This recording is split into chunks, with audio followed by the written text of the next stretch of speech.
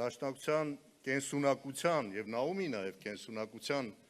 ֆենոմենը գաղտնիքը հենց դրանումն է։ Դաշնակցությունը կարողացել է իր ամբողջ կենսագրության մեջ, թե միտքը, թե ուժը, թե ավյունը երիտասարդական կարողացել են մեկտեղել։ Մեր արժեհամակարգն էլ հենց դրա վրա է ձևավորված։ Պատահական չի, որ դաշնակցության հիմնադիրները հենց ուսանողներ են եղել, որտեղ մեր ուժը եղել է բանիմաց, կրթված, ուսում ստացած երիտասարդը։ Ուսանողական միությունները դաշնակցության համար եղել են իրավի կադրերի դարբնոց։ Մենք ստացել ենք այնպիսի կադրեր մեր կուսակցության մեջ, որոնք հենց ուսանողական միություններից են եկել։ Եվ այո, դաշնակցությունը որտեղ որ կայացել է, այնտեղ միշտ իր կողքին ունեցել է